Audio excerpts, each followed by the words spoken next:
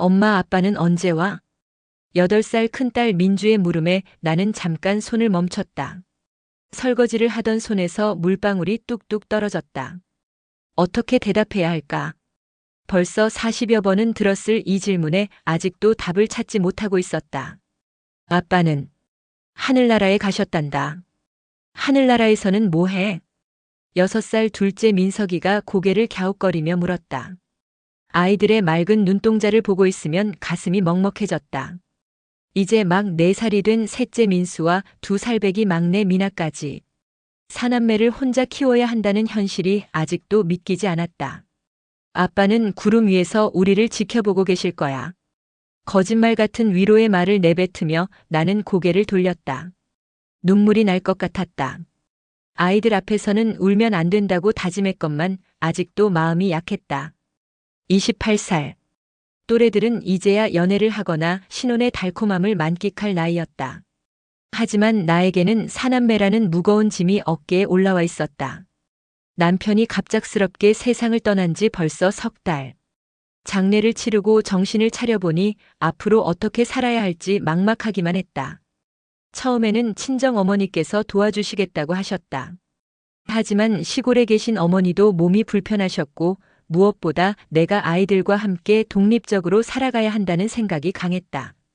시댁에서도 도움의 손길을 내밀어 주셨지만 어딘지 모르게 눈치가 보였다. 결국 나는 아이들과 함께 작은 전셋집으로 이사를 결심했다. 엄마 배고파. 막내 미나가 내 치마를 잡아당기며 투정을 부렸다.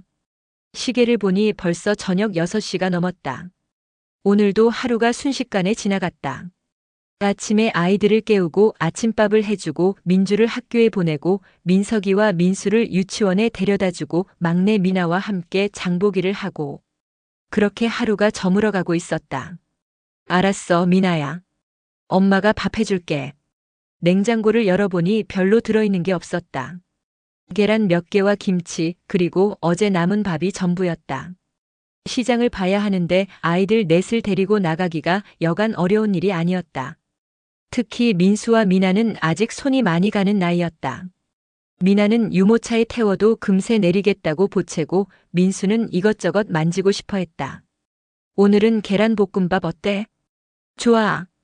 다행히 아이들은 금세 고개를 끄덕였다. 이 아이들은 참 착했다. 아빠를 잃고 힘든 시기인데도 불구하고 투정 부리지 않고 엄마인 나를 배려해주는 것 같았다. 그런 모습을 보면 더욱 마음이 아팠다. 아이들이 이렇게 일찍 철들어야 하나 싶어서 프라이팬에 기름을 두르고 계란을 풀어 넣었다. 지글지글 소리와 함께 노란 계란이 익어가는 모습을 보며 나는 생각에 잠겼다. 앞으로 어떻게 살아야 할까? 남편의 보험금으로 당분간은 버틸 수 있지만 아이들이 자랄수록 돈은 더 많이 필요할 터였다. 민주는 곧 초등학교 2학년이 되고 민석이도 내년이면 초등학생이 된다. 엄마, 내가 도와줄까? 민주가 의젓하게 물었다. 8살밖에 안 된 아이가 벌써 어른스러운 모습을 보이니 한편으로는 기특하면서도 한편으로는 안쓰러웠다. 친구들과 뛰어놀 나이인데 집에서 동생들 돌보는 일을 도와주고 있었다. 고마워, 민주야. 그럼 동생들 손 좀 씻겨줄래? 응. 민주는 기꺼이 동생들을 데리고 화장실로 갔다. 곧이어 웃음소리와 물소리가 들려왔다. 민석아, 비누 제대로 발라. 민수야, 손등까지 깨끗이. 미나는 엄마가 해줄게. 이리 와. 큰딸의 어른스러운 목소리에 나는 저도 모르게 미소를 지었다. 이 아이는 정말 의젓했다. 아빠가 없어진 후로 더욱 누나 역할을 톡톡히 하고 있었다. 때로는 나보다도 더 침착하게 동생들을 달래는 모습을 보이기도 했다. 저녁을 차려놓고 아이들과 둘러앉았다. 예전에는 5명이 앉던 식탁이 이제는 왠지 넓어 보였다. 남편이 앉던 자리를 바라보며 나는 한숨을 내쉬었다. 그곳에는 이제 아무도 앉지 않았다. 처음에는 아이들이 아빠 자리에 왜 아무도 안 앉아? 라고 물었지만 이제는 아무 말 없이 그 자리를 비워두고 있었다. 엄마, 왜 한숨 쉬어? 민석이가 밥숟가락을 들고 물었다. 아니야, 엄마는 괜찮아. 엄마 아프면 안 돼. 4살짜리 민수가 진지한 표정으로 말했다. 엄마는 안 아파. 우리 민수가 있으니까. 나도 있어. 미나가 밥풀을 입 주위에 묻히며 말했다. 그래, 우리 미나도 있구나. 아이들의 천진난만한 모습을 보고 있으니 마음이 조금은 편해졌다. 이 아이들이 있어서 내가 버틸 수 있는 거구나 싶었다. 엄마, 오늘 학교에서 친구가 그러는데. 민주가 조심스럽게 말을 꺼냈다. 뭐라고 했는데? 아빠 없는 애들은 불쌍하다고. 그 말을 들은 순간 가슴이 찡했다. 아이가 학교에서 상처받는 일이 있었구나. 민주야, 그런 말 들으면 어떤 기분이야? 조금 슬펐어. 그런데 우리한테는 엄마가 있잖아. 맞아. 우리에게는 엄마가 있고 형제자매들이 있어. 그거면 충분해. 응. 그리고 말이야, 내가 그 친구한테 그랬어. 우리는 서로 사랑하니까 괜찮다고. 민주의 말에 나는 아이를 꼭 안아주었다. 이렇게 어린 나이에 벌써 세상의 차가운 시선을 견뎌내고 있다니. 식사를 마치고 설거지를 하는 동안 아이들은 거실에서 함께 놀고 있었다. 민주가 동생들에게 책을 읽어주는 소리가 들려왔다. 옛날에 착한 왕자님이 살았어요. 왕자님은 어떻게 생겼어? 키가 크고 멋있게 생겼을 거야. 우리 아빠처럼? 민수의 말에 잠깐 정적이 흘렀다. 응, 우리 아빠처럼. 민주의 대답이 조금 떨렸지만 곧 다시 책 읽는 소리가 이어졌다. 아이들도 나름대로 아빠를 그리워하고 있구나 싶었다. 아이들이 하나둘 잠든 후 나는 작은 방에 홀로 앉아 있었다. 오늘도 무사히 하루가 지나갔다. 내일은 또 어떤 하루가 기다리고 있을까? 매일매일이 전쟁 같았다. 아침에 아이들을 깨우는 일부터 시작해서 밤에 재우는 일까지 모든 게 혼자서 해내야 하는 일들이었다. 창밖으로 보이는 달빛이 유난히 밝았다. 남편과 처음 만났던 20살 봄날이 떠올랐다. 대학교 축제에서 우연히 만난 그는 3학년 선배였다. 내가 1학년 새내기였을 때였다. 첫눈에 반했다는 말이 정말 있구나 싶었을 만큼 그를 보는 순간 가슴이 두근거렸다. 그때는 정말 행복했다. 결혼을 하고 하나둘 아이들이 태어날 때마다 우리의 사랑도 더욱 깊어진다고 믿었다. 민주가 태어났을 때의 기쁨, 민석이가 태어났을 때 남편이 아들이다. 라며 기뻐하던 모습, 민수와 미나가 태어날 때마다 더욱 완벽해지는 우리 가족. 그 모든 게 꿈만 같았다. 하지만 세상 일은 정말 모르는 일이었다. 똑똑. 문 두드리는 소리에 고개를 돌렸다. 엄마. 민주가 잠옷 차림으로 서 있었다. 왜 안 자니? 엄마 혼자 있는 것 같아서. 그리고 잠이 안 와. 이 아이는 정말 기특했다. 8살이라는 어린 나이에도 엄마의 마음을 헤아리려 했다. 무슨 생각을 하고 있었는데? 그냥 여러 가지. 아빠 생각? 민주의 직감은 정말 예리했다. 응, 조금. 나도 아빠 생각해. 특히 잠자리에서. 그래? 응. 아빠가 머리 쓰다듬어 주던 거 생각나. 나는 민주의 머리를 쓰다듬어 주었다. 이리 와. 민주가 내 품에 안겼다. 따뜻한 체온이 전해져 왔다. 엄마, 우리 잘 살 수 있을까? 민주의 작은 목소리에 가슴이 찡했다. 이 아이도 불안해하고 있구나. 겉으로는 의젓하게 행동하지만 마음속으로는 8살 아이답게 두려워하고 있었다. 물론이지. 우리는 꼭 잘 살 거야. 어떻게? 우리가 서로 도와주면서 살면 돼. 민주가 동생들 도와주고 엄마는 민주 도와주고. 그리고 동생들도 자기가 할 수 있는 만큼 도와주고. 응, 나 동생들 많이 도와줄게. 민석이 숙제도 봐주고 민수밥도 먹여주고 미나 기저귀도 갈아줄 수 있어. 고마워, 우리 민주. 그런데 너무 무리하지는 마. 너도 아직 어린애인데. 난 어린애 아니야. 나는 언니야. 민주의 당당한 목소리에 웃음이 나왔다. 동시에 마음이 아팠다. 이 아이가 이렇게 빨리 어른이 되어야 하는 게 안쓰러웠다. 그래, 우리 민주는 훌륭한 언니야. 아이를 재우고 나서 나는 다시 혼자만의 시간을 가졌다. 현실은 냉혹했다. 당장 내일부터 아이들 넷의 끼니를 책임져야 하고 집세도 내야 하고 아이들 옷도 사줘야 했다. 무엇보다 아이들이 자라면서 교육비도 만만치 않을 터였다. 민주는 이제 학원도 보내주고 싶고 민석이도 곧 초등학교 준비를 해야 했다. 하지만 포기할 수는 없었다. 이 아이들은 내가 지켜야 할 소중한 보물들이었다.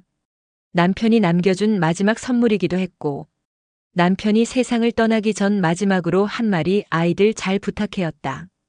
그 말을 지키는 것이 내 사명이었다. 다음 날 아침 아이들을 깨우며 새로운 하루를 시작했다. 민주야, 일어날 시간이야. 응. 엄마 벌써 일어났어? 엄마는 일찍 일어나서 밥 준비했어. 고마워, 엄마.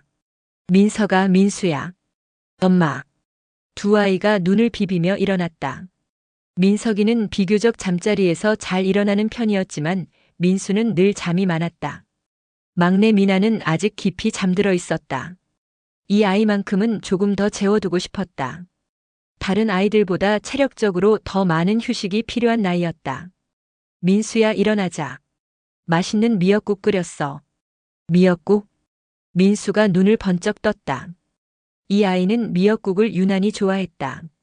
아침을 준비하면서 나는 오늘의 계획을 세웠다. 우선 집 근처에서 할 수 있는 일을 찾아봐야 했다. 아이들 때문에 너무 멀리 갈 수는 없었다. 그리고 아이들이 학교와 유치원에 간 사이에 할 수 있는 일이면 더욱 좋겠다. 막내 미나만 데리고 다니면서 할 수 있는 일도 생각해 봐야 했다. 엄마, 오늘 유치원 가는 거야?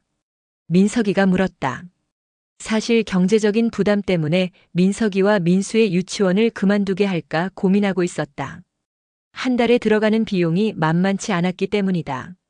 하지만 아이들의 교육을 포기할 수는 없었다.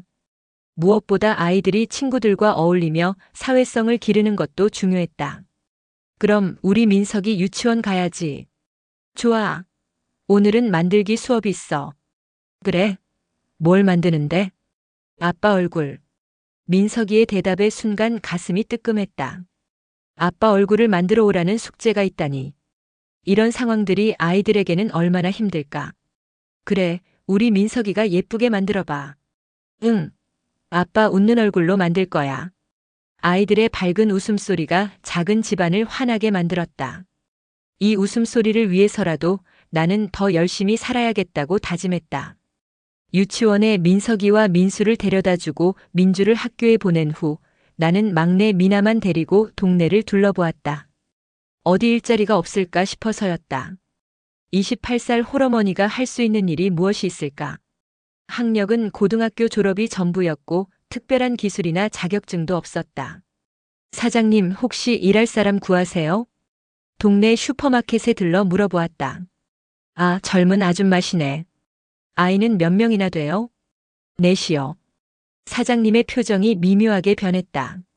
아마도 아이들 때문에 일에 집중하기 어려울 거라고 생각하는 것 같았다. 넷이나. 그럼 시간 맞추기가 쉽지 않겠네요. 아이들 아프면 빠져야 하고, 아이들 학교 간 시간에만 일해도 됩니다. 정말 열심히 할게요. 글쎄요. 생각해보고 연락드릴게요. 결국 별다른 답을 얻지 못했다. 몇 군데를 더 돌아보았지만 결과는 마찬가지였다. 분식집, 빨래방, 약국까지 가봤지만 사남매를 둔 28살 홀어머니를 선뜻 받아주는 곳은 없었다. 엄마, 저기 예쁜 강아지. 미나가 유모차에서 손을 뻗으며 말했다. 길가에 작은 강아지 한 마리가 꼬리를 흔들고 있었다. 그래, 예쁘다. 우리도 강아지 키울 수 있어? 순간 마음이 아팠다. 아이에게 강아지 하나 키워줄 여유도 없는 현실이 석을 팰 따름이었다. 나중에 엄마가 돈 많이 벌면. 언제? 조금만 기다려봐. 집에 돌아오는 길 나는 깊은 한숨을 쉬었다. 생각보다 일자리 구하기가 쉽지 않았다. 하지만 포기할 수는 없었다. 다른 방법도 생각해봐야 했다. 집에서 할 수 있는 일은 없을까? 요즘은 인터넷으로 하는 일도 많다고 들었는데. 엄마, 어디 갔다 와? 학교에서 돌아온 민주가 물었다. 엄마 일하는 곳 찾으러 갔다가. 엄마가 일해야 돼? 응, 우리가 살려면 엄마가 돈을 벌어야지. 민주가 잠깐 생각하더니 말했다. 그럼 내가 동생들 돌볼게. 나 이제 컸잖아. 민주야. 이 아이의 의젓함에 가슴이 뭉클했다. 8살 아이가 해야 할 말이 아니었다. 하지만 우리의 현실이 그랬다. 고마워. 하지만 민주도 공부해야 하고 친구들과도 놀아야 해. 괜찮아. 나는 착한 언니가 될 거야. 저녁 식탁에서 아이들과 진지한 이야기를 나누었다. 아이들도 우리의 상황을 어느 정도는 이해하고 있었다. 엄마가 일을 하게 되면 여러분도 더 많이 도와줘야 해. 어떻게 도와줘? 민석이가 물었다. 우선 민주는 동생들 돌보는 것 도와주고 민석이는 민수랑 미나 놀아주고 그리고 각자 자기 일은 스스로 해야 해. 내일 옷 입기, 양치질하기, 신발 신기 그런 거. 응, 알겠어. 나 이제 다 혼자 할 수 있어. 민석이가 자신만만하게 대답했다. 민수야, 너도 할 수 있지? 응. 나도 형이야. 4살짜리 민수도 의젓하게 고개를 끄덕였다. 그리고 우리 모두 서로서로 많이 사랑하자. 우리에겐 서로밖에 없으니까. 사랑해. 아이들이 일제히 외쳤다. 그 순간 내 마음에 따뜻한 것이 스며들었다. 비록 남편은 없지만 이 사랑스러운 아이들이 있지 않은가. 이 아이들과 함께라면 어떤 어려움도 이겨낼 수 있을 것만 같았다. 그날 밤 아이들을 재우고 나서 나는 오랫동안 생각했다. 분명 앞으로 더 많은 어려움이 기다리고 있을 것이다. 경제적인 어려움뿐만 아니라 아이들을 키우면서 겪게 될 크고 작은 시련들. 하지만 이 아이들과 함께라면 어떤 시련도 견뎌낼 수 있을 것 같았다. 창밖으로 별들이 반짝이고 있었다. 남편도 저 별 중 하나가 되어 우리를 지켜보고 있을까? 그런 생각을 하니 조금은 마음이 편해졌다. 혼자가 아니구나. 남편이 하늘에서 우리를 보고 있고 이 세상에는 우리 5 식구가 함께 하고 있구나. 내일은 또 다른 하루가 시작될 것이다. 그리고 우리는 오늘보다 조금 더 강해져서 그 하루를 맞이할 것이다. 사남매와 함께하는 이 길고 긴 여행이 이제 막 시작되었다. 힘들겠지만 함께라면 해낼 수 있을 것이다. 엄마 참고서 좀 더 사달라고요. 첫째 민수가 고등학교 3학년이 되던 해 식탁 위엔 늘 참고서와 문제집이 쌓여 있었다.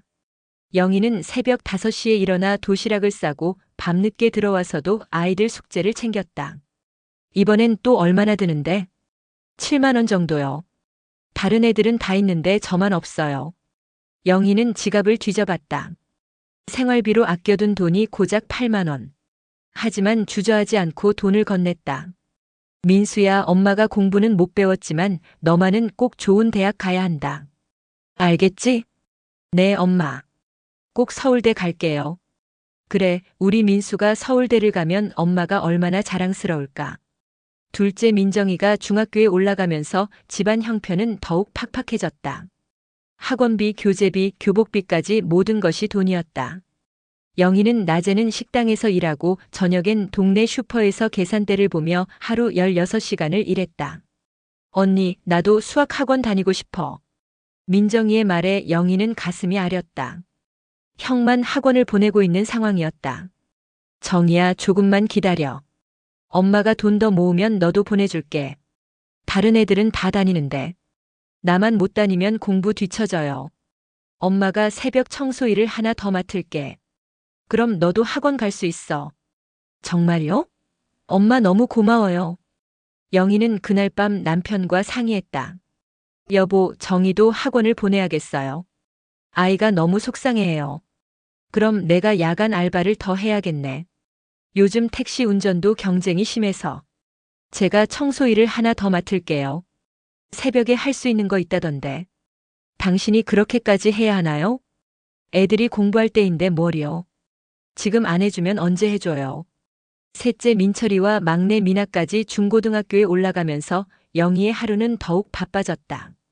새벽 3시에 일어나 건물 청소를 하고 오전엔 식당일, 오후엔 마트 계산대, 저녁엔 또 다른 식당에서 설거지를 했다. 엄마, 왜 이렇게 힘들게 사세요? 친구들 엄마는 이렇게까지 안 하던데요. 어느 날 미나가 엄마의 거칠어진 손을 보며 물었다. 힘든 게 아니야, 미나야. 너희들이 다 좋은 대학 가서 잘 살면 엄마는 그걸로 충분해. 그래도 너무 무리하시는 거 아니에요? 손도 이렇게 거칠어지고. 괜찮다. 엄마 손이 거칠어져도 너희들 미래가 더 중요해. 너는 공부만 열심히 해. 엄마. 제가 나중에 꼭 효도할게요. 그런 소리 하지 마. 너희들이 잘 되는 게 효도야. 민철이가 고등학교에 올라가자 영희는 더욱 바빠졌다. 아이들 4명이 모두 입시 전쟁에 뛰어든 것이었다. 엄마, 종로학원 특강도 들어야 해요. 30만 원인데. 엄마, 의대 준비반 등록금이 50만 원이에요. 엄마, 영어 회화 학원도 다녀야 대학에서 유리해요. 엄마, 논술 학원비가 20만 원. 아이들의 요구는 끝이 없었다. 영희는 매일 계산기를 두드리며 가계부를 적었다. 들어오는 돈보다 나가는 돈이 훨씬 많았다. 여보, 이번 달도 10만 원 부족해요. 내가 대리운전이라도 해야겠네. 아니에요. 제가 새벽 배달 일을 하나 더 찾아볼게요. 당신 몸이 견딜 수 있겠어요? 괜찮아요. 애들이 대학만 가면 되니까.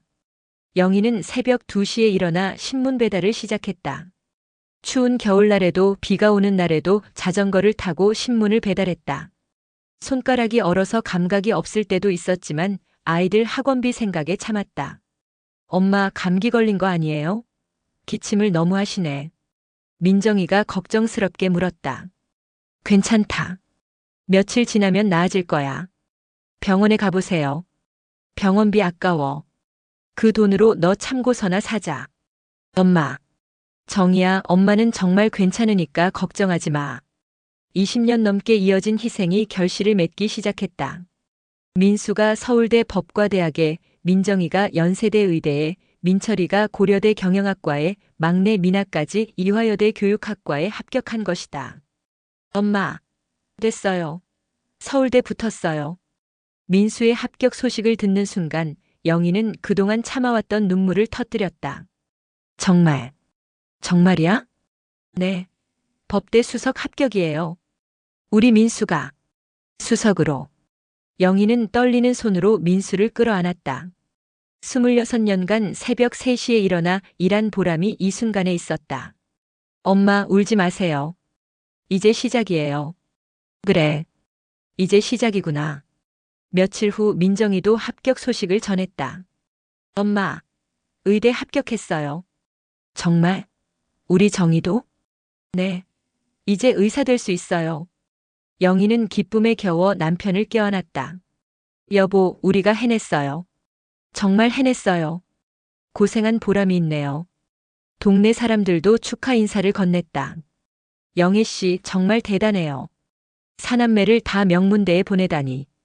고생한 보람이 있겠어요. 이제 편하게 사실 수 있겠네. 그러게요. 이제 애들이 효도할 차례죠. 하지만 영희는 아직도 마음을 놓을 수 없었다. 대학 등록금과 생활비가 기다리고 있었으니까. 민수야, 등록금은 어떻게 하지? 600만 원이나 되는데. 엄마, 걱정 마세요. 학자금 대출 받으면 돼요. 제가 나중에 다 갚을게요. 그래도 너무 부담스럽지 않을까? 매달 생활비도 얼마나 들지? 괜찮아요. 변호사 되면 다 해결돼요. 엄마가 지금까지 해주신 거에 비하면 아무것도 아니에요. 우리 민수. 정말 의젓해졌구나. 영희는 생활비를 더 모으기 위해 일을 늘렸다. 하루 18시간씩 일하며 아이들의 대학 생활을 뒷받침했다.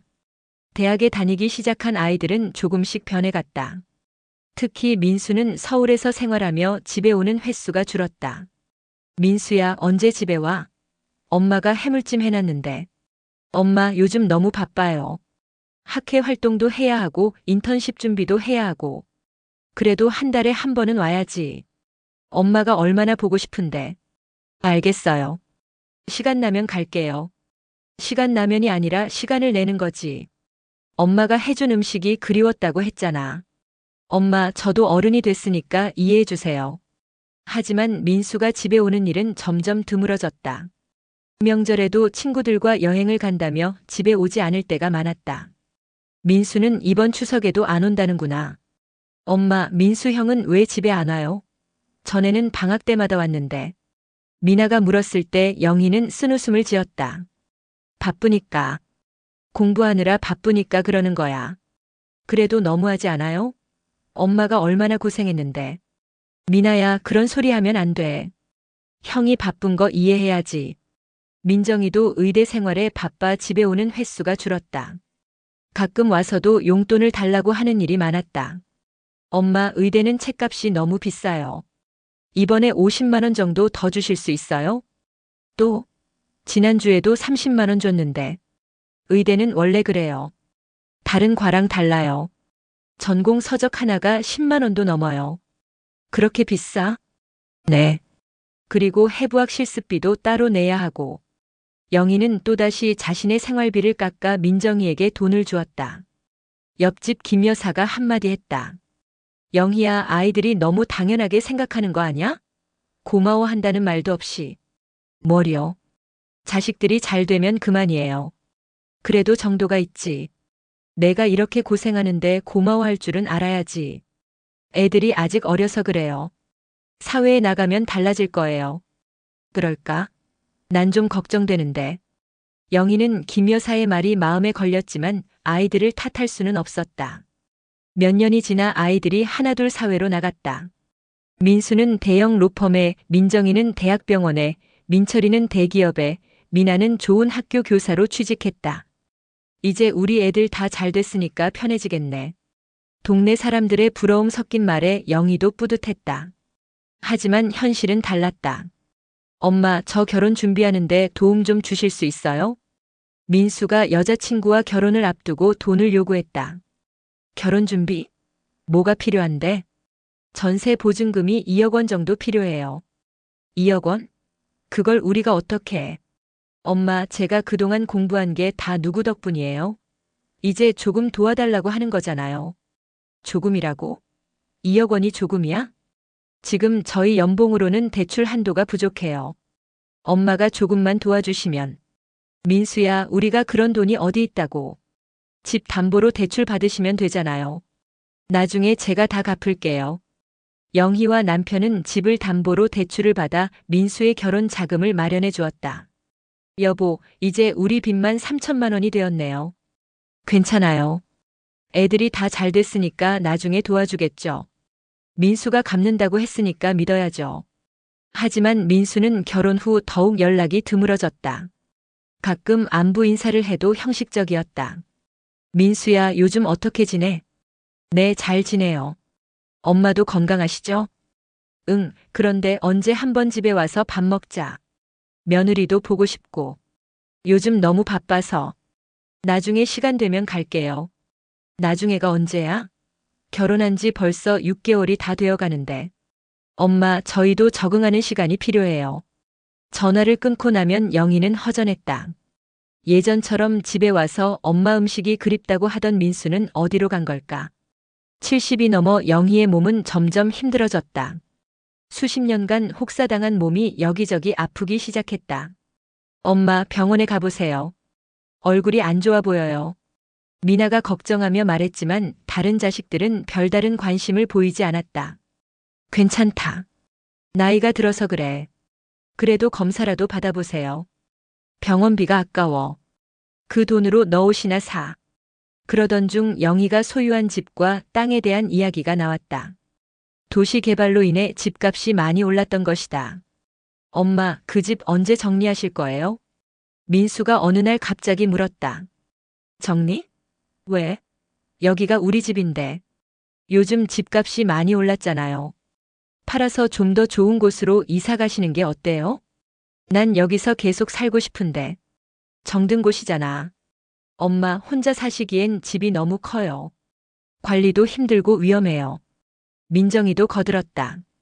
맞아요. 그리고 우리도 조금씩 나눠 가지면 세금도 절약하고 좋잖아요. 세금? 상속세요. 나중에 엄마 돌아가시면 세금을 엄청 많이 내야 해요. 민철이도 한마디 보탰다. 미리 증여를 받으면 세금도 적게 내고 엄마도 편하시잖아요. 영희는 자식들의 속마음을 알 것 같았다. 자신이 죽기 전에 미리 재산을 나누자는 이야기였다. 너희들이 필요하면. 그래야겠지. 엄마가 현명하시네요. 미리미리 정리해두는 게 나중에 복잡하지 않아요. 그럼 어떻게 나누지? 공평하게 4등분하면 되죠. 미나는 아직 결혼도 안 했는데. 엄마, 저도 괜찮아요. 나중에 결혼할 때 따로 도와주시면 돼요. 영희는 자식들의 말에 따라 재산을 나누기로 했다. 하지만 마음 한편으로는 서운함이 올라왔다. 재산 분할이 끝나고 나자 자식들의 태도는 더욱 냉랭해졌다. 명절에도 각자 바쁘다며 모이지 않았다. 민수야, 이번 추석은 어떻게 할 거야? 엄마, 이번에는 처가에 가기로 했어요. 장인어른이 오라고 하셔서. 그럼 민정이는? 엄마, 저도 친정 엄마가 아프셔서 거기로 가야 해요. 민철아, 너라도. 엄마, 회사에서 해외 출장이 있어서 못 갈 것 같아요. 미나야, 너는 집에 와서 엄마랑 같이 차례 지내자. 엄마, 저도 친구들이랑 여행 가기로 했어요. 아직 결혼 전이니까 좀 놀고 싶어요.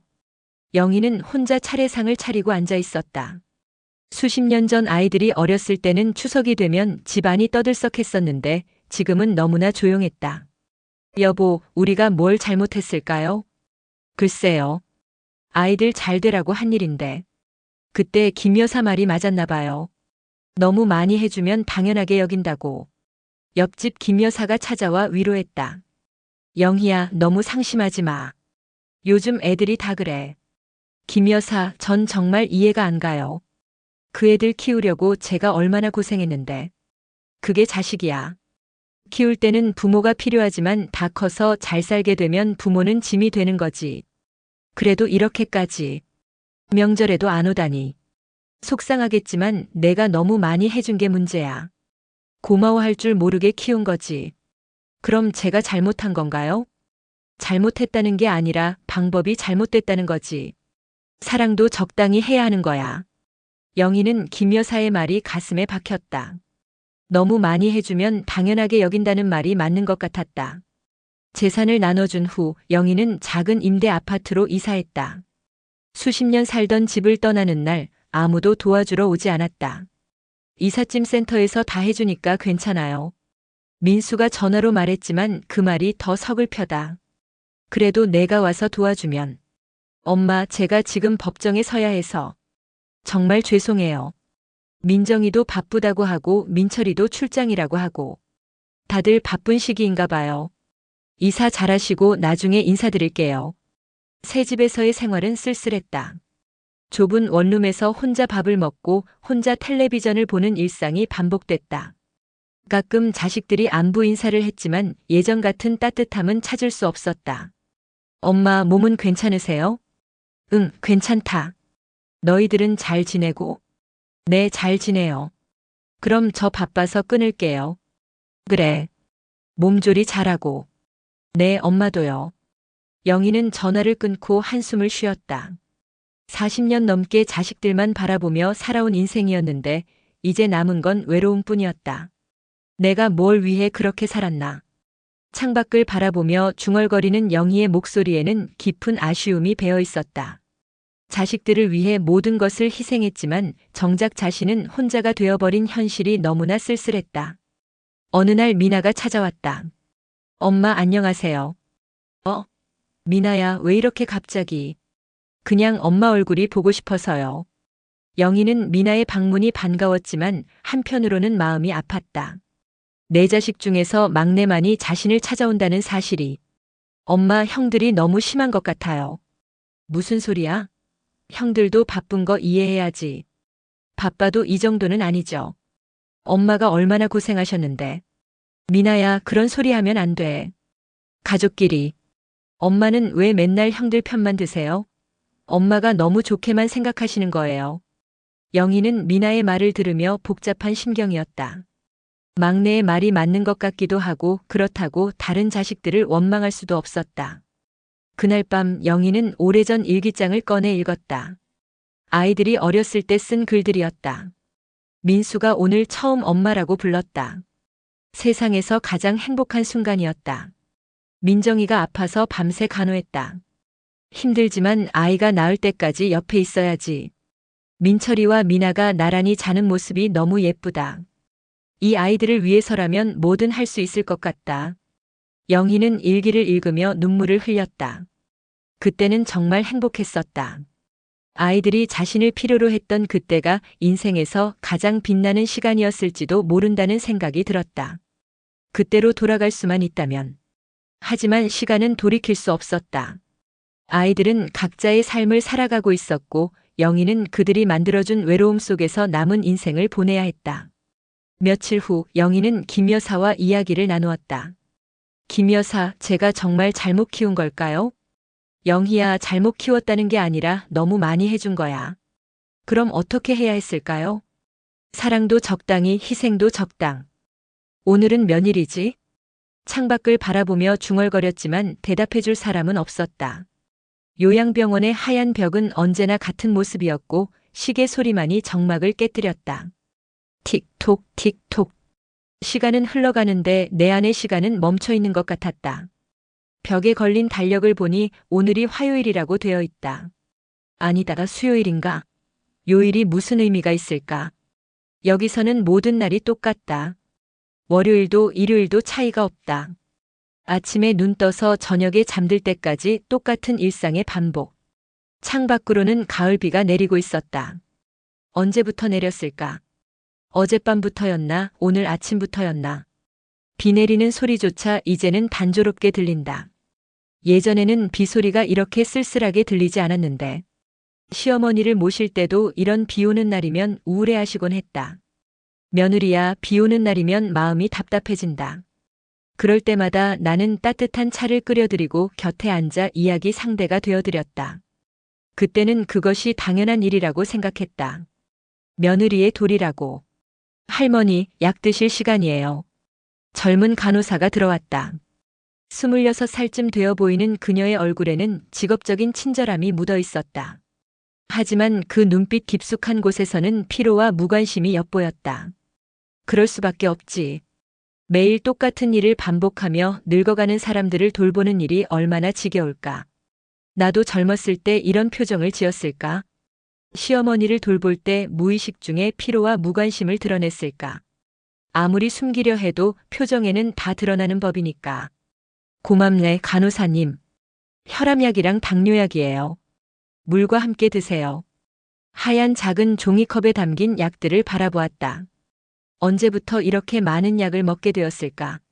젊었을 때는 감기약도 잘 안 먹었는데 이제는 살기 위해 약에 의존하고 있다. 하루에 3번 정해진 시간에 정해진 약을. 마치 기계처럼. 시어머니도 말년에 이런 약들을 드셨다. 그때 나는 약 시간을 정확히 지켜드렸다. 조금이라도 늦으면 며느리야, 약 시간이 지났잖아 라고 하시던 시어머니. 지금 생각해보니 그것도 관심과 사랑을 받고 싶어하는 표현이었을지도 모른다. 간호사님은 가족이 있으신가요? 갑작스러운 질문에 그녀는 잠시 망설였다. 아마 환자들이 자주 하는 질문일 것이다. 외로운 노인들이 간병인이나 간호사에게 매달리듯 하는 질문들. 네, 있어요. 남편하고 아이 하나 있어요. 그래. 좋겠네. 집에 가면 누군가 기다리고 있고. 그녀의 얼굴에 미묘한 변화가 일어났다. 피로한 표정이었던가 아니면 부담스러워하는 표정이었던가. 이런 대화가 불편할 수도 있겠구나. 일하러 온 건데 환자가 사적인 질문을 하니까. 나도 시어머니가 이런 질문을 하실 때 부담스러워했었나. 시어머니는 늘 내 사생활을 궁금해하셨다. 며느리야, 친정 식구들은 잘 지내냐? 요즘 남편이랑은 어떻게 지내냐? 그럴 때마다 나는 간단히 대답하고 화제를 돌리려 했다. 할머니도 자녀분들이 계시잖아요. 아, 그렇지. 나에게도 자식이 있다. 아들 2, 딸 1. 모두 잘 자라서 각자의 삶을 살고 있다고 했지.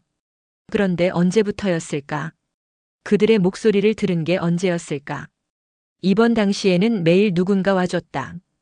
큰아들 성민이 첫째 주에, 둘째 아들 지민이가 둘째 주에, 막내딸 수진이가 셋째 주에. 그렇게 돌아가면서 돌봐줬다. 하지만 시간이 지나면서 그 간격은 점점 길어졌다. 일주일에 한 번이, 2주일에 한 번이, 그리고 한 달에 한 번이 되더니 이제는. 그렇긴 하지만 말끝을 흐렸다. 뭐라고 설명해야 할까? 자식은 있지만 없는 것과 같다고. 그들에게는 이미 내가 추억 속의 어머니일 뿐이라고. 간호사는 더 이상 대화를 이어가지 않았다. 약을 먹는 모습을 확인한 후 서둘러 나갔다. 아마 다른 환자들이 기다리고 있을 터였다. 2층에만도 20명이 넘는 환자들이 있으니까. 혼자 남은 병실에서 나는 천장을 바라보았다. 형광등 하나가 깜빡거리고 있었다. 언제부터 저랬을까? 며칠째 저러고 있는 것 같은데 아무도 고치러 오지 않는다. 나처럼 방치되어 있구나. 천장의 작은 얼룩도 눈에 들어온다. 처음 이 방에 왔을 때부터 있었던 얼룩이다. 비가 새는 건가 아니면 위층에서 물이 흘러내린 건가. 1년이 넘도록 그대로 있다. 아무도 신경 쓰지 않는다. 여기 있는 모든 것들이 그렇다. 환자들도 시설들도 모두 그냥 시간을 보내고 있을 뿐이다. 예전 우리 집 천장에도 얼룩이 있었다. 장마철에 생긴 얼룩이었는데 남편이 며칠 안에 고쳐준다고 했다. 하지만 바쁘다는 핑계로 미루다가 결국 몇 년째 그대로 두었다. 나는 그때마다 조금씩 스트레스를 받았다. 손님이 오면 부끄러웠고 밤에 누워서 보면 지저분해 보였다. 어머니? 문득 큰아들 목소리가 들리는 것 같았다. 하지만 돌아보니 아무도 없었다. 그저 복도에서 들려오는 다른 환자의 신음소리였을 뿐이다. 이런 일이 자주 있다. 환청인지 아니면 너무 간절해서 생기는 착각인지. 가끔은 남편의 목소리도 들린다. 여보, 밥 먹었어? 오늘 날씨가 좋네. 그럴 때마다 가슴이 뛴다. 하지만 곧 현실로 돌아온다. 남편은 3년 전에 떠났고 아이들은 각자의 삶에 바쁘다. 큰아들 성민, 40살이 되었다고 했던가. 회사에서 차장까지 올라갔다며 자랑스러워했던 게 언제였을까? 10년 전? 아니면 더 오래전 일일까? 시간이 흘러 기억이 뒤섞여 있다. 성민이는 어릴 때부터 모범생이었다. 공부도 잘하고 말도 잘 들었다. 내가 야단치지 않아도 스스로 알아서 했다. 그래서 오히려 관심을 덜 줬을지도 모른다. 별 문제 없이 잘할 거라고 생각해서. 하지만 지금 생각해보니 성민이도 관심을 받고 싶어 했을 것이다. 엄마가 동생들만 챙기는 것 같아서 서운했을지도 모른다. 큰아들이라는 이유로 항상 양보하라고 했고 형이니까 참으라고 했다. 성민아, 엄마 목소리 들리니? 허공에 대고 말해보았지만 메아리만 돌아왔다. 그 아이가 처음 엄마라고 불렀을 때가 생각난다. 돌이 지나서였나? 시어머니가 얼마나 기뻐하셨던지. 며느리야, 성민이가 엄마라고 불러. 하며 손뼉을 치시던 모습이 아직도 생생하다. 나도 기뻤다. 내가 누군가의 어머니가 되었다는 것이 신기하고 자랑스러웠다. 하지만 언제부터인가 그 엄마라는 호칭이 부담스러워졌다. 엄마라고 부르면서 뭔가를 요구했기 때문이다. 엄마 같이 놀아요. 엄마 책 읽어주세요. 엄마 공원에 가요. 그럴 때마다 나는 시어머니 챙기느라 바쁘다는 핑계로 미뤘다. 나중에 다음에 주말에. 주말이 되면 또 다른 일이 있었다. 시어머니 약국에 모시고 가야 하고 친척들이 오면 음식 준비를 해야 했다. 아이들은 점점 엄마에게 뭔가를 요구하는 것을 포기했다. 그리고 나는 그것이 편했다. 아이들이 조르지 않으니까 시어머니를 더 잘 모실 수 있었으니까. 둘째 아들 지민이는 어떻게 지내고 있을까? 교사가 되었다고 했던 것 같은데. 잘하고 있을까? 그 아이는 어릴 때부터 책을 좋아했다. 늘 책을 읽고 있었고 친구들에게 공부도 가르쳐줬다. 지민아, 너 지금 뭘 하고 있니? 역시 대답은 없었다. 지민이는 성민이와 달랐다. 공부는 잘했지만 내향적이었다. 혼자 있는 시간을 좋아했고 책 읽는 걸 제일 즐거워했다. 그때 나는 그런 지민이가 걱정되었다. 너무 혼자만 있으니까. 친구들과 어울리라고 자주 말했다. 친구들하고 놀아야지 혼자서만 뭘 하니. 자주 했던 말이다. 지금 생각해보니 지민이에게는 그 시간이 소중했을 텐데. 책을 통해 세상을 배우고 혼자만의 상상의 나래를 펼치는 시간이었을 텐데.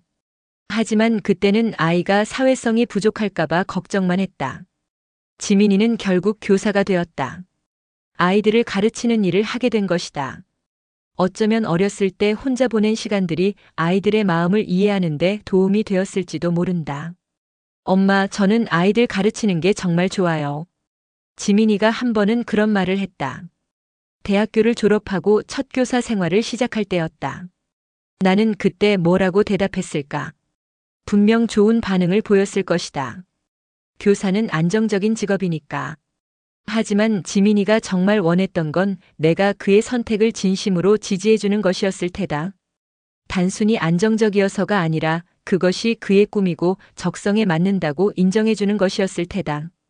막내딸 수진이는 결혼해서 제주도에 산다고 했던가. 펜션을 운영한다고 했었지. 시원시원한 성격으로 잘 해나갈 거라고 했었다. 수진아, 엄마는 너를 어떻게 키웠을까? 문득 남편이 그리워졌다. 살아생전 남편은 아이들을 무척 아꼈다. 특히 막내딸 수진이를 금이야 오기야 했다. 나는 그런 남편이 때로는 부러웠고 때로는 서운했다. 나도 그렇게 아이들과 시간을 보내고 싶었지만 시어머니 때문에 여의치 않았으니까. 시어머니는 며느리가 아이들과 너무 가까워지는 것을 좋아하지 않으셨다. 며느리가 애들만 챙기고 시어머니는 뒷전이냐라고 하시곤 했다. 그래서 나는 항상 시어머니를 먼저 챙겨야 했다. 아이들은 그런 내 모습을 보며 자랐다. 수진이가 중학생일 때 한 번은 이런 말을 했다. 엄마는 왜 할머니만 챙겨? 우리는 언제 챙겨줄 거야? 그때 수진이의 표정이 아직도 기억난다.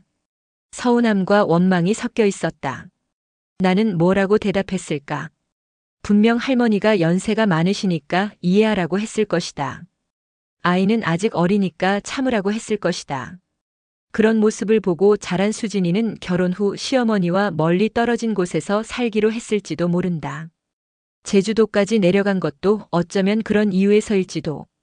여보, 미안해. 눈물이 맺혔다. 73년을 살았지만 이렇게 혼자 울어본 적이 언제였을까? 며느리는 울면 안 된다고 생각하며 살았는데 이제는 울 사람도 없이 혼자 울고 있다. 남편의 마지막 모습이 떠오른다. 병원 침대에 누워서 내 손을 잡고 있던 그 순간. 그때 남편이 한 말들. 여보, 고생 많았어. 무슨 소리야? 당연한 일을 했는데. 어머니 모시느라 힘들었지. 미안해. 그제서야 남편이 내 고생을 알고 있었다는 걸 깨달았다. 모르는 척 했을 뿐 다 알고 있었구나. 하지만 왜 살아있을 때는 더 도와주지 않았을까? 왜 어머니와 나 사이에서 중재 역할을 하지 않았을까? 여보, 이제 너만 생각하고 살아. 그때는 무슨 말인지 잘 몰랐다. 나만 생각하고 살라고? 평생 다른 사람을 위해 살았는데 어떻게 나만 생각하고 살지? 지금에서야 알 것 같다. 남편은 내가 너무 많은 것을 희생하며 살았다는 걸 알고 있었구나. 시어머니를 모시느라, 아이들을 키우느라, 남편을 뒷바라지하느라. 정작 내 자신을 위한 시간은 없었다는 걸. 복도에서 발자국 소리가 들렸다. 혹시나 하는 마음에 문 쪽을 바라봤지만 그냥 지나가는 소리였다. 누군가 나를 보러 온다는 기대는 이제 접어야 할 때인가. 발자국 소리를 들을 때마다 가슴이 뛴다. 혹시 성민이일까, 지민이일까, 수진이일까? 하지만 대부분은 다른 환자를 만나러 온 사람들이다. 가끔 젊은 부부가 할머니를 보러 오거나 손자들이 할아버지를 만나러 온다. 그럴 때마다 부러움과 아픔이 동시에 밀려온다. 특히 며느리가 시어머니를 모시러 오는 모습을 볼 때면 마음이 복잡하다. 예전에 내 모습과 겹쳐 보이기도 하고 부러우면서도 미안한 마음이 든다. 나도 저런 며느리였는데 정작 내 며느리들에게서는 그런 모습을 보지 못하고 있으니까. 옆방 할머니는 어떻게 지내시나? 벽을 두드려 보았다. 똑똑똑. 누구세요? 옆방에서 대답이 왔다. 다행히 깨어 계셨구나. 이웃방 김순희입니다. 안녕하세요. 아, 반갑습니다. 전 이영자라고 해요. 여기 온 지는 얼마나 되셨어요? 8개월 정도 됐네요. 영자 할머니는요? 저는 1년 넘었어요. 벽을 사이에 두고 나누는 대화가 이상했지만 다정했다. 얼굴도 모르는 사람과 이렇게 대화를 나누다니. 하지만 외롭지 않았다. 누군가와 말을 주고받는다는 것이 이렇게 소중한 일이었나. 자녀분들이 자주 오세요? 이영자 할머니가 물었다. 딸이. 가끔 와요. 한 달에 한 번 정도요. 영자 할머니는요?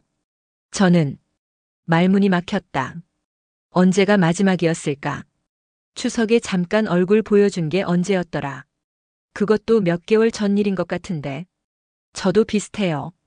거짓말을 했다. 한 달에 한 번이라도 온다니 부럽기까지 했다. 정말 부러웠다. 한 달에 한 번이라도 자식이 온다는 게 외롭죠? 그렇죠. 하루하루가 너무 길어요. 맞아요. 시간이 안 가요. 예전엔 시간이 부족했는데. 그렇다. 젊었을 때는 시간이 없다고 투덜댔다. 시어머니 모시고 아이들 키우고 집안일 하느라 하루가 모자랐다. 아이들이 같이 놀자고 할 때도 바쁘다며 외면했다. 시어머니가 우선이었으니까. 그때는 시간이 무한정 있을 거라고 생각했다. 나중에 여유가 생기면 아이들과 시간을 보낼 수 있을 거라고. 시어머니가 돌아가시면 손자들과 놀아줄 수 있을 거라고. 하지만 현실은 달랐다. 시어머니가 돌아가실 즈음이면 아이들은 이미 다 자라서 각자의 삶에 바빴고 손자들과는 어색한 사이가 되어 있었다. 영자 할머니 후회되는 일 있으세요? 후회요? 네. 돌이킬 수 있다면 달리 하고 싶은 일 말이에요. 한참을 생각했다. 후회. 그 단어가 이렇게 무거울 줄이야. 후회하지 않는 인생이 있을까? 하지만 나의 후회는 특별히 더 아프다. 되돌릴 수 없는 시간들, 놓쳐버린 기회들. 아이들과 더 많이 시간을 보낼 걸 그랬어요. 더 많이 안아주고 이야기도 들어주고. 저도 그래요. 시어머니 모신다는 핑계로 지나친 게 너무 많아요. 지금 생각해보니 뭐가 그리 바빴나 싶어요. 시어머니가 제일 중요하다고 생각했죠. 잘 모시면 가족이 좋아할 줄 알았는데. 아이들이 원했던 건 완벽한 며느리가 아니라 따뜻한 엄마였을 텐데요. 그러게요. 가슴이 아팠다. 이영자 할머니의 말이 전곡을 찌르고 있었다. 아이들이 정말 원했던 건 시어머니를 잘 모시는 엄마가 아니었다. 그냥 자신들에게 관심을 가져주는 엄마, 함께 시간을 보내는 엄마였다. 성민이가 초등학교 2학년 때 그린 그림이 생각난다. 가족 그림을 그리는 숙제였는데 할머니와 아빠는 크게 그리고 엄마는 아주 작게 그렸다. 담임 선생님이 상담 때 그 얘기를 했다. 성민이가 어머니를 어떻게 생각하는지 알 수 있는 그림이에요. 어머니가 아이들보다 할머니를 더 중요하게 생각하신다고 느끼는 것 같네요. 그때도 나는 별로 신경 쓰지 않았다. 시어머니를 잘 모시는 게 당연한 건데 뭐가 문제인가 했다. 아이가 크면 알게 될 거라고 생각했다. 하지만 아이는 크면서 더 멀어졌다. 엄마에게 뭔가를 기대하는 것을 포기했다. 그리고 나는 그런 아이들이 편했다. 조르지 않으니까, 시어머니를 더 잘 모실 수 있었으니까. 벽 너머로 들려오는 할아버지의 신음소리가 대화를 끊었다. 복도에서는 간호사들이 분주히 뛰어다니는 발소리가 들렸다. 또 응급 상황인 모양이다. 영자 할머니 건강하세요. 내일 또 이야기해요. 네, 순이 할머니도 편히 주무세요. 다시 혼자가 되었다. 창밖으로는 어둠이 내려앉고 있었다. 저녁 시간인 모양이다. 간호사가 저녁약을 가져올 시간이기도 하다. 핸드폰을 꺼내보았다. 며칠째 아무런 연락이 없다. 카카오톡도 전화도 문자도 없다. 연락처를 다시 한번 확인해 보았다. 성민, 지민, 수진. 모두 있다. 하지만 언제부터인가 내가 먼저 연락해야 하는 관계가 되어 있었다. 예전에는 아이들이 먼저 연락했었다. 특히 결혼 전에는 자주 안부를 물었다. 하지만 결혼하고 각자의 가정을 꾸리면서부터 연락이 뜸해졌다. 그들도 이제 며느리로 사위로 살아가며 각자의 어려움이 있을 것이다. 지금은 그들이 나를 필요로 하지 않는다. 경제적으로 독립했고 자기 문제는 자기가 해결할 수 있다. 오히려 나를 부담스러워할지도 모른다. 늙은 어머니가 외롭다고 자주 연락하면 전화를 걸까? 하지만 무슨 말을 하지? 보고 싶다고? 외롭다고? 그들도 바쁠 텐데 늙은이의 투정을 들어줄 시간이 있을까? 엄마 잘 지내세요? 혼자 연습해 보았다. 응, 잘 지내고 있다.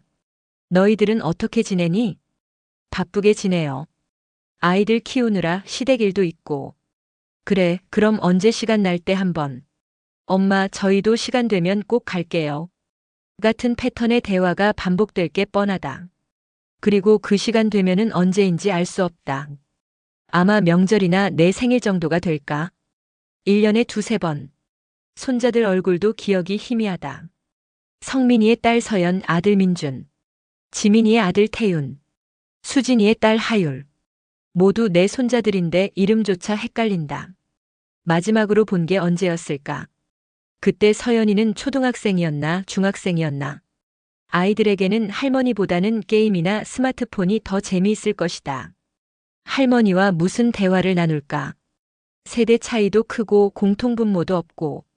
내가 어렸을 때는 할머니가 신기했다. 옛날 이야기도 해주시고 맛있는 음식도 해주셨다. 하지만 내 손자들에게는 내가 그런 존재가 못 된다. 재미있는 할머니, 뭔가 해줄 수 있는 할머니가 아니라 그냥 늙고 병든 할머니일 뿐이다. 저녁 6시 간호사가 저녁약을 가져왔다. 젊은 간호사가 아니라 나이 든 간호사였다. 50대 후반쯤 되어 보이는 그녀는 좀 더 여유로워 보였다. 할머니, 오늘 기분은 어떠세요? 그저 그래요. 간호사님은 자녀가 있으신가요? 네, 딸 둘 있어요. 큰딸은 결혼해서 손자도 생겼고 작은 딸은 아직 대학생이에요. 자주 연락해요? 큰딸은 바빠서 가끔이고 작은 딸은 용돈 달라고 할 때만요. 간호사가 웃었다. 그 웃음 속에 애정이 묻어 있었다. 부럽네요. 할머니도 자녀분들이 연락 안 하세요? 서로 바쁘잖아요. 가끔은 먼저 연락해 보세요. 자식들도 나이 들면서 부모님이 먼저 연락하시길 기다리는 경우가 많아요. 그런가요? 네. 제 시어머니도 그러셨거든요. 우리가 바쁠 거라고 생각하셔서 연락을 안 하시더라고요. 나중에야 알았어요. 얼마나 외로우셨을지. 간호사의 말이 가슴에 와 닿았다. 혹시 아이들도 나와 같은 마음일까? 서로 먼저 연락하길 기다리며 지내고 있는 건 아닐까? 간호사님 고마워요. 좋은 말씀 해주셔서. 천만에요. 약 다 드시고 편히 쉬세요. 간호사가 나간 후 나는 핸드폰을 다시 들었다. 막내딸 수진이의 번호를 누르고 있었다. 한참을 망설이다가 통화 버튼을 눌렀다. 여보세요? 수진이의 목소리였다.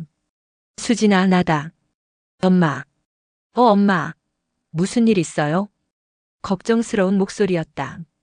평상시에 내가 먼저 전화하는 일이 거의 없었으니까. 아니야, 그냥. 목소리 좀 듣고 싶어서. 잠시 침묵이 흘렀다. 엄마 건강하세요? 응, 건강해. 너는 어떻게 지내니? 바쁘게 지내고 있어요. 펜션 손님들이 많아서. 그래, 몸은 괜찮고? 네, 괜찮아요. 하율이도 잘 크고 있고요. 그래. 하율이가 벌써 몇 살이더라? 7살이에요, 엄마. 7살. 벌써 그렇게 컸구나. 마지막으로 본 게 언제였는지도 기억이 가물가물하다. 엄마 시간 되면 꼭 뵈러 갈게요. 응. 너도 바쁜데 뭘. 몸만 건강해라. 네, 엄마도 몸조리 잘하세요. 오빠들한테도 안부 전해주세요. 전화를 끊었다. 3분도 채 안 되는 짧은 통화였다. 하지만 딸의 목소리를 들었다는 것만으로도 위안이 되었다. 창밖으로는 완전히 어둠이 내려앉았다. 멀리서 자동차 소리가 들렸다. 누군가는 집으로 돌아가고 있을 것이다. 따뜻한 저녁 식사와 가족의 웃음소리가 기다리는 집으로. 여보, 오늘도 하루가 가네. 남편에게 말을 걸어보았다. 47년을 함께 살았던 그는 3년 전 먼저 세상을 떠났다. 마지막에 내 손을 잡고 말했었다. 고생 많았어. 이제는 너를 위해 살아. 그때는 무슨 말인지 잘 몰랐다. 지금에서야 알 것 같다. 인생은 혼자 살아가는 게 아니라 함께 살아가는 것이구나. 그 함께함이 얼마나 소중한 건지. 병실 불을 끄고 누웠다. 어둠 속에서 천장을 바라보며 생각했다. 내일은 또 어떤 하루가 될까?